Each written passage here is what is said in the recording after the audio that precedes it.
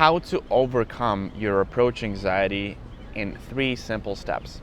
My name is Gus Olson. I've been flirting with women in real life for 12 years, and in this video, I'll reveal to you a simple 3-step framework that I guarantee you haven't heard anywhere before, because I literally came up with it on the spot when I was coaching a student of mine that had quite heavy approach anxiety. That, of course, is not a magic bullet, and yet it sort of is, because he went from doing 0 approaches to 3 to 4 approaches in an hour. And it's very simple, it's very logical actually. So if you're a logical guy, like a lot of my viewers are, you're really gonna appreciate this. So the problem with my students, and with a lot of the students that I coach, is when we're on a call and I see they're sharing their camera and I see all the women that are passing by them, and I tell them, okay, you can go talk to this one. A lot of times they miss them, or they find a reason why they shouldn't go. And then once they try to go, it's already too late. And all of these things elevate their anxiety, and they end up doing almost no approaches.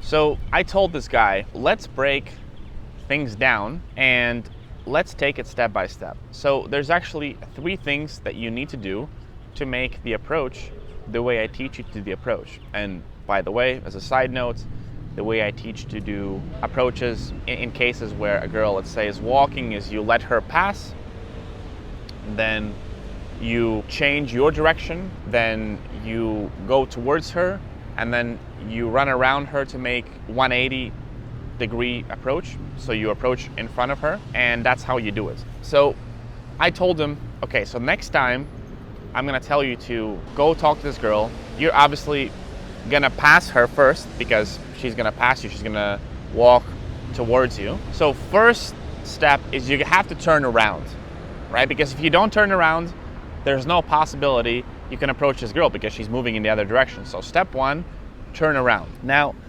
step 2 is you actually have to walk faster than she's walking, because by pure physics, if she's walking faster, or if you're walking the same pace, you're not going to catch up to her, hence you can approach her.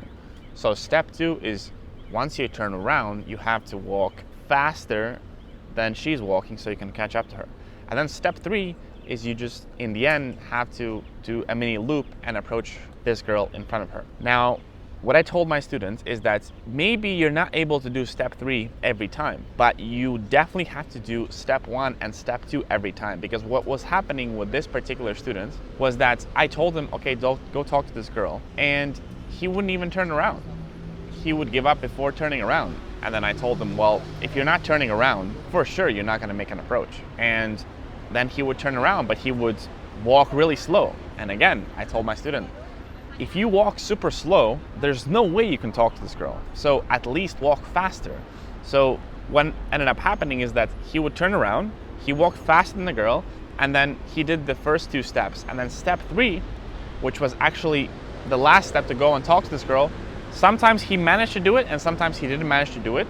So this meant that he went from 0% success rate in terms of doing the approach to 30 or 40% success rate of doing the approach. Because let's say 10 times that he turns around and goes up to the girl, 4 times if he goes and actually makes the approach, 4 is better than 0.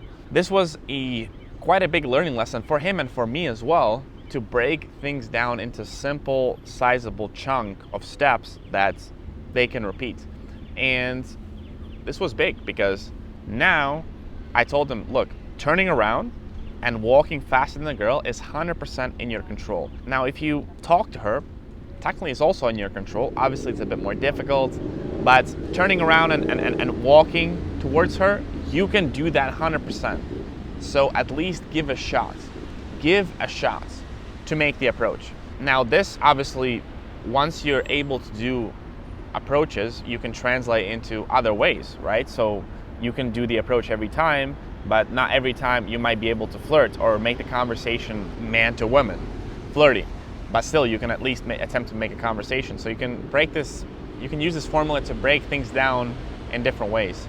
But either way, this was a really, really great boost for my students to tackle this approach anxiety and to actually put some numbers on the board in terms of talking to women. And he had massive anxiety, and if he succeeded, I'm very confident that you watching this video, an analytical guy having anxiety, can also do it. Now, if you'd like to get more step-by-step help and instruction and feedback from me personally, and have the support of other students, and practice your approaching live with other guys on the call, this is something that we do every week, where me and a few other guys, we all jump on the call at the same time, and each one is attempting to do real life approaches with me listening, with me pushing, and me coaching like I coach this guy, and ultimately improving your communication skills, helping you get over the anxiety,